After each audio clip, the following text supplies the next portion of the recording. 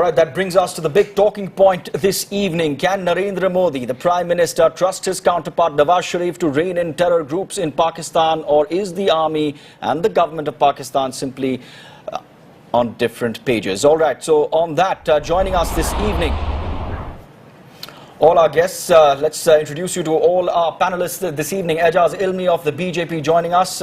We also have Sanjay Jha of the Congress joining us from Mumbai. In our studios, we have former Indian High Commissioner to Pakistan, G. Parthasarathy, and also we have retired Major General G.D. Bakshi, the editor of Defence and Security Alert magazine, live joining in from Gurgaon. I'd like to get in the BJP perspective first because all eyes on what the government really will do next, Mr. Ilmi, and that is the big question. This was repeatedly picked upon by Narendra Modi during his campaign speeches as well, using the incident that had taken place in January last year about the Indian soldiers being beheaded.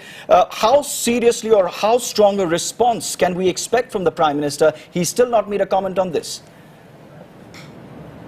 You know, actually, it's very, very clear. Any enhanced momentum which can increase the level of the peace process is a welcome step. Obviously, there's a trust deficit which is inherent in the relationship between India and Pakistan. But the bigger trust deficit is what Nawaz Sharif faces with his own army. The fact is that Nawaz Sharif was dismissed twice by the Pakistan army, and he himself as Prime Minister was responsible for dismissing the Pakistan army chief twice. So it is definitely something that Nawaz Sharif has to contend with, and keeping in mind what has recently happened at the Karachi International Airport, it's very clear that action on the Durand line and northern South Waziristan and Balochistan is something that is ravaging Pakistan much more, and they understand that having peace with India is definitely very important for Pakistan. We'll come to Pakistan's point of view, Mr. Ilmi, but the question is, what is this government going to do? The same Narendra Modi said terror and talks will not go hand in hand. What has changed today? There is no compromise on the fact that regional security, international security is very, very important. There is no compromise on the zero tolerance to terror. That is very, very evident. But the fact is that we are neighbors, and the fact that the entire SAARC region is involved, we need to have an atmosphere conducive. If Pakistan can get its act together, then it's very, very good. Yes, Mr. Nawaz Sharif won on a pro-growth mandate, and Mr. Modi on the pro-development and pro-good governance agenda. If we can all live together with peace in the neighborhood, it's a welcome sign. If we can enhance regional cooperation, it's a welcome sign. But obviously, there's no compromise on the basic issue of international security and regional security. It's interesting, Mr. Ilmi, you're sounding exactly like what the Congress sounded like when they were in power and these incidents came to light. In fact, on that note, I'd just like to get in Mr. Sanjay Jha's perspective. Mr. Jha, how do you respond to the BJP's perception of this particular situation? Because the Congress also saw significant ceasefire violation. The maximum really was seen between mid-April and beginning May, during your tenure as well. But one thing you have to state at the very beginning, that during an electoral rhetoric season, it's easy to be belligerent and bellicose, but when you actually occupy the seat of governance, then it is a monumental challenge. And, I do assume that now the Prime Minister, Mr. Modi, will recognize that this whole, taking this stance that what was said in the Sharm el-Sheikh joint statement need not have been condemned the way it was done in a political sense. Because if you look at 26/11, which was actually an incident that today is possibly the most defining aspect of the Pakistan-India relationship. And until that, we in India feel that proper justice is brought about by getting the perpetrators to face the law and then the deserved punishment, I don't think India will ever feel satiated with whatever Pakistan is doing. But on a broader sense, let us recognize one hard reality. It's true that Mr. Nawaz Sharif made a visit to India on the invitation of the Prime Minister, but the reality, and I think you got some excellent defense experts with you on the panel, who will tell you that there are multiple insurgent extremist groups within Pakistan who work very closely with their own ISI and the Pakistan army. And Pakistan has actually created this own double game. Right. That end of day they use these militant groups for their own foreign policy, as I would define it as their foreign policy vis-a-vis Kashmir and India. And these are natural threats. You have the Haqqani networks, you have the Pakistan Taliban, you have the Al-Qaeda. There are serious non-state actors in Pakistan freely operating today, including Hafiz Saeed himself. who's been accusing India of the attacks on the Karachi airport. So you can see the kind of propaganda that is already being built up. So there should be apprehensions, I think. I think we need to handle Pakistan with a lot of circumspection as usual. There cannot be either bonhomie or there cannot be any belligerence. I think it has to be, as usual, a tightrope walk, and to hope that Mr. Nawaz Sharif is able to use his democratic clout to somewhere begin to have a better negotiating opportunity with India. Right. Politics is one side of the story, Mr. Parthasarathy. Diplomacy is another. You address your audience at home in one way, but then you deal with your neighbors in quite another. So the question we are asking is Narendra Modi, would he be right in trusting Nawaz Sharif to deal with the extremist elements back home? Can he be trusted to do that? Is he in a position to fight those hawks? Cardinal principle of diplomacy is trust but verify. Now, in the case of Nawaz Sharif, I think the previous speakers have said, he is having a very serious problems with the military. He has been forced to yield on the question of the Musharraf trial. He was forced to yield with regard to talks with the Tehreek-e-Taliban. He wanted negotiations, and the army has effectively seen to it that won't happen. Worse still, the army has clamped down on freedom of the press and on Geo News, and you have state institutions being compelled to actually connive with the suppression of the freedom of the press. So the military has challenged him. I think to India, we should be very clear, we received two challenges. First, just before the inauguration, the attack on our mission in Herat. That has been confirmed, even we are told now by the CIA, that it was planned and executed by the Lashkar-e-Taiba. There are, as I see it, some differences emerging in an otherwise cordial relationship between Hafiz Saeed and Nawaz. He's moving closer to the military. Now, as regards this incident, in June, you normally have an escalation because this is the ideal month for infiltration. And this particularly takes place in the Mendar sector. The answer is that you should leave it to the military to take what they say is badla in a manner they regard as appropriate. One of our Jawans has been killed. That is a military decision. The defense minister is going, and I'm certain this should be sorted out. But I think while I go along with everybody, including the Congress spokesman, mere talks is not enough. You will have to devise means, covert and overt, to ensure the Pakistan military pays a heavy price for fomenting terrorism against India, and that need not necessarily be only on the India-Pakistan border, and I'll leave it at that. All right.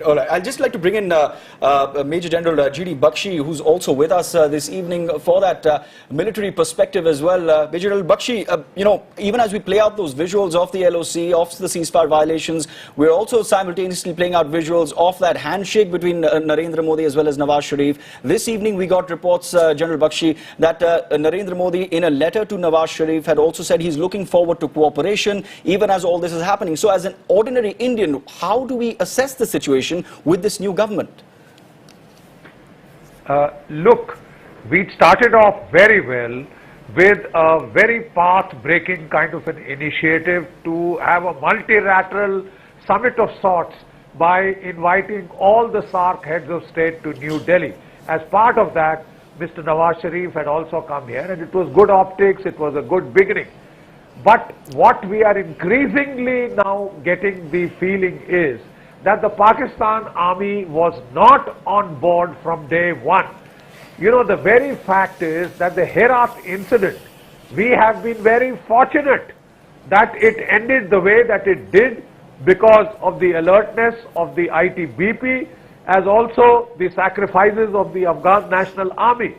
The ISI plan, the Lashkar-e-Toiba plan scripted by the ISI, was to have a siege operation which would be on while the summit was taking place at Delhi. Can you imagine the disastrous start it would have caused for the Indo-Pakistan Deton relationship, etc., etc.? You know, that is the beginning we've had, and it's not a very auspicious beginning.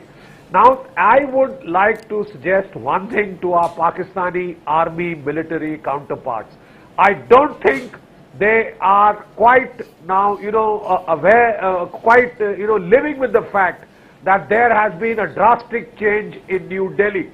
the whole of the Indian electorate has voted to say that it is fed up with the continuing, terror which has been going on for the past 30 years. It started in the 1980s with Punjab. We lost 21,000 people, 42,000 people we lost in J&K, and then 15,000 people in all the major cities of India. The fact of the matter is, if the Pakistan army persists in raising the temperature on the line of control, may I advise them that they are likely to be quite surprised by the intensity of the reaction. The Indian Army itself has been very patient. The previous dispensation was the very picture, the incarnation of patience as far as lives of Indian citizens were concerned. But the fact is, all of us have had it. I don't think they should push the envelope beyond the point. And I'm sure they are aware of it. So they shouldn't push the envelope. Mr. Parthasarathy, this is the reaction that came in from the Foreign Office. Peace on the border is a precondition for normal ties. What do you read into this? Well, I'm glad because somebody spoke of Sharm el-Sheikh. In Sharm el-Sheikh, we made the cardinal mistake of delinking terrorism from dialogue. And if our Foreign Office has said this, I would welcome it. Because it's not just a message to Pakistan.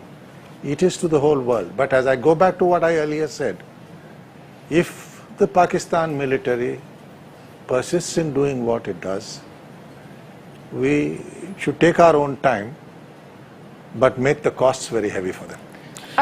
I'll take this question to Mr. Ilmi with your permission, Arunodhay. On the one hand, Mr. Ilmi, your government is saying that peace on the border is a precondition. On the other, the Prime Minister is exchanging letters and saris with the Pakistani Prime Minister. Are you sending out mixed signals, sir? Not really. Mr. Nawaz Sharif wrote to the Prime Minister expressing his happiness at coming at his swearing in, and Mr. Modi replied in kind and said there has to be peace between both the countries, and that's the way it is.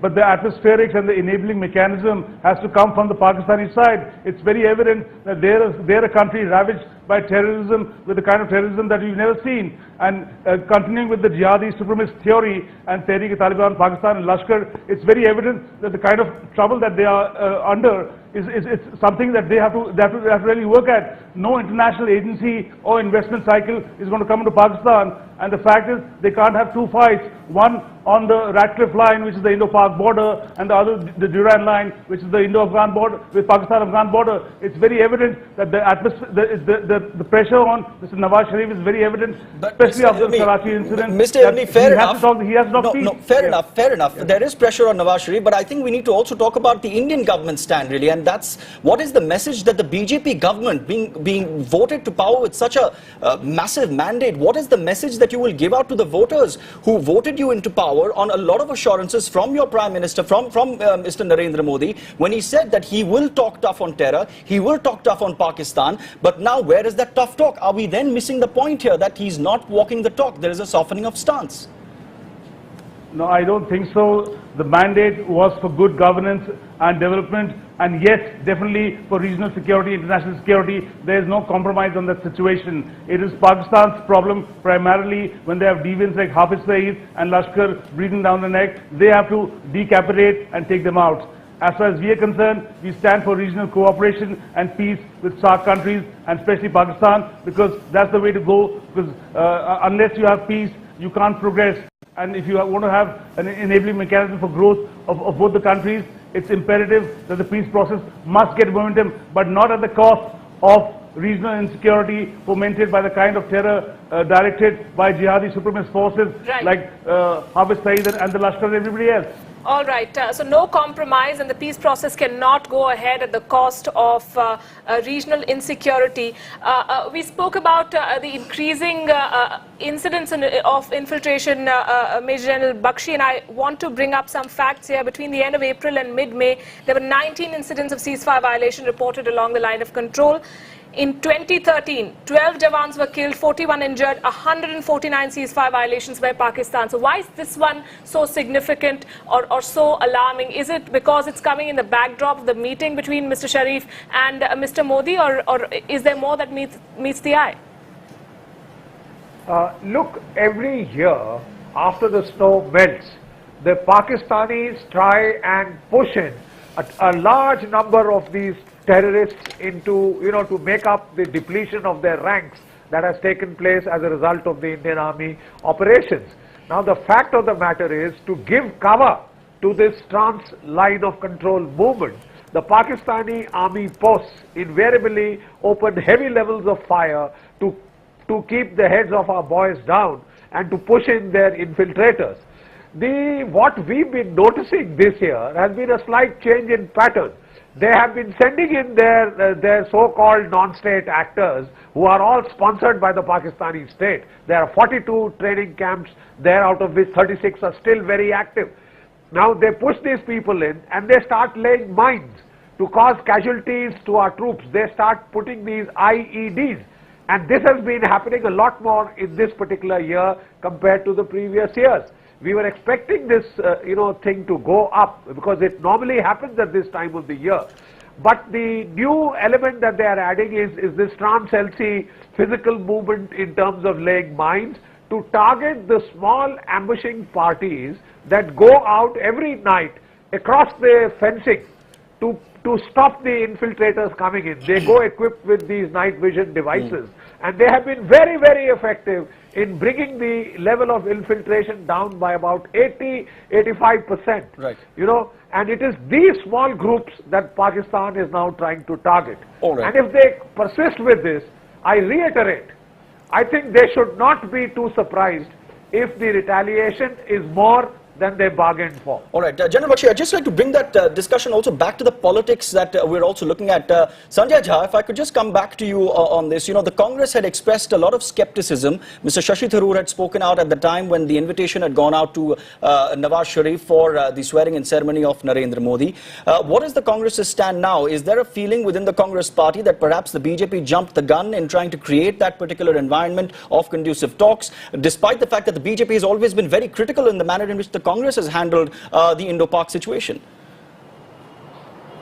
No, I think all we can, based on an experience that is there in the history books, just kind of caution the BJP government on, is that, they have the experience with the Lahore Declaration in front of them.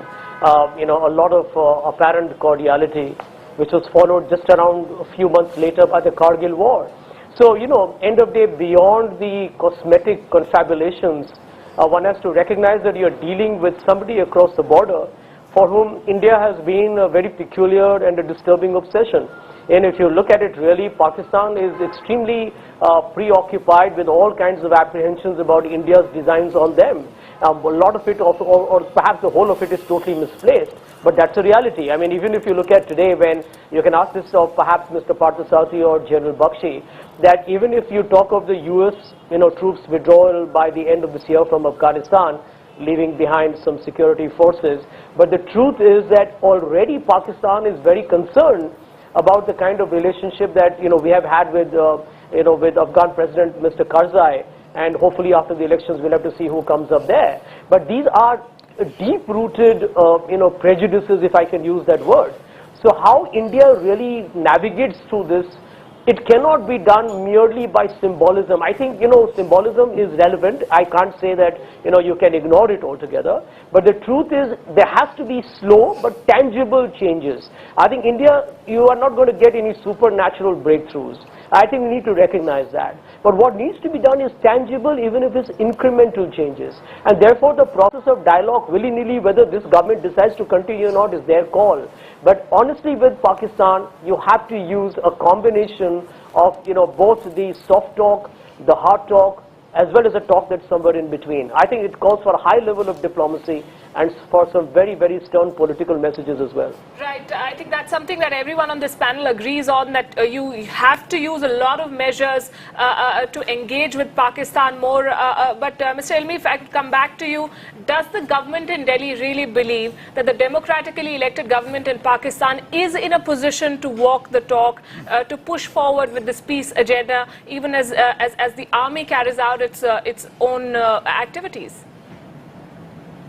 We can only hope that Mr. Nawaz Sharif, with the kind of mandate he got, is able to do justice to the mandate and negate the larger-than-life figures that operate as non-state actors in Pakistan, who are out to hobble Pakistan and try and trip India. But that's primarily a problem within Pakistan itself. As far as we are concerned, we are looking at regional cooperation and enhancing peace, and if the atmospherics and the enabling mechanism can be conductive to take things forward, it will be taken forward. All right. Mr. Parthasarathy, I'd like to bring you in on that. I was just saying I was amused by the talk of Mr. Nawaz Sharif's mandate. He had a far more strong mandate in 1999 and he was booted out. He was earlier booted out in 1993. He's been twice kicked out by the army. And even today, apart from everything else, the army is putting together an alliance of Imran Khan and other right-wing parties as an alternative should Sharif falter. So he does face a stern challenge, and I think we'll have to learn the distinction, not necessarily a dialogue, between engaging him and making the price heavy for the army. But we're talking about Nawaz Sharif facing pressure within Pakistan. He But can't- he- what let me tell you can something. India do, Mr. Parthasarathy? What can India do to keep that, keep that momentum on, really, so that they deliver on their promises? The fact of the matter is, he is not in a position to deliver. The delivery has to be done by the army. So He it's cannot- hopeless he to have cannot- these photo ops with Nawaz Sharif then? No, the point is that you hope that as Pakistan's people find, which they are finding after Karachi, the price they are paying, some good sense will prevail. I mean, it's a hope. But the answer in these situations is always be ready to engage, not necessarily in a formal dialogue. Even in times of war, during Kargil, I was meeting Pakistani ministers. So even in times of war, you engage without a formal dialogue, but very clear message that you will pay a price. All right.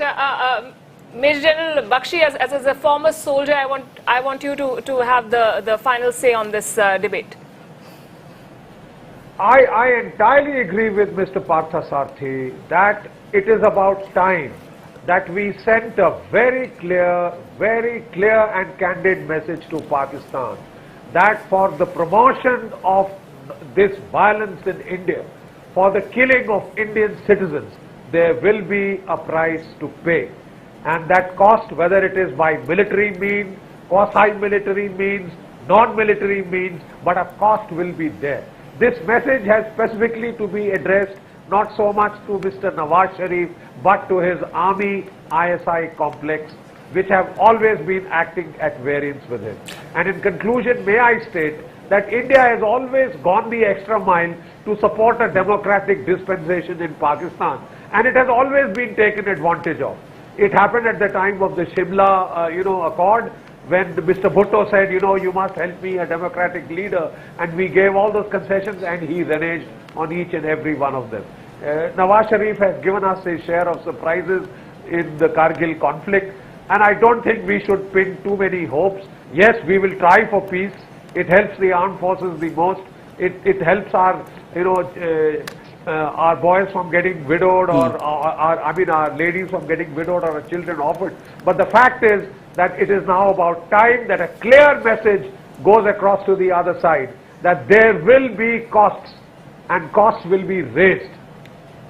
All right, I'd just like to give that final word to Mr. Sanjay Jha. If I could just get one Congress perspective, Mr. Jha. Do you think that in the campaign period that we saw, the kind of belligerent BJP that we saw, they did overshoot in a certain sense in terms of their promises that they'd made when it comes to Indo-Pak ties?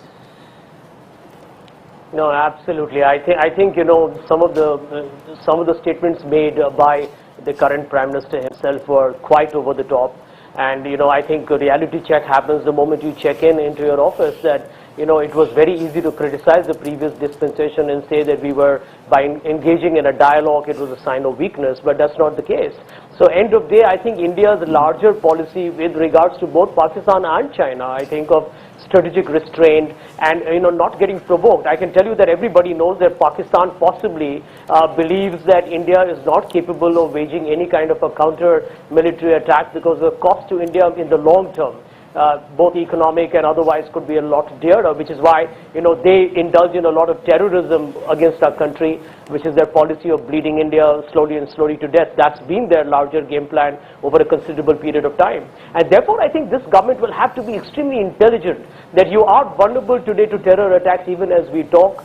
Therefore, these signals that you're getting today at the border, especially because Mr. Nawaz Sharif was here. You have had an attack in Afghanistan at Herat. You have seen that the Karachi airport has been attacked twice, and already Hafiz Saeed is blaming the current Indian Prime Minister. So there is some kind of an absurd level of intensity already rising against India. Right. And therefore I would request, I do believe the BJP government will rise to the occasion and really be a lot more circumspect and cautious, because Indians can be vulnerable. Be circumspect and cautious is what the Congress is advising the BJP government at the centre. Well, Narendra Modi did come in for a lot of praise for what some congressmen called out-of-the-box thinking, for inviting Nawaz Sharif. Let's see how he deals with the latest challenge. Ejaz Ilmi, Sanjay Jha, G. Parthasarathy and Janal Bakshi, thank you very much for joining us tonight on India at 9.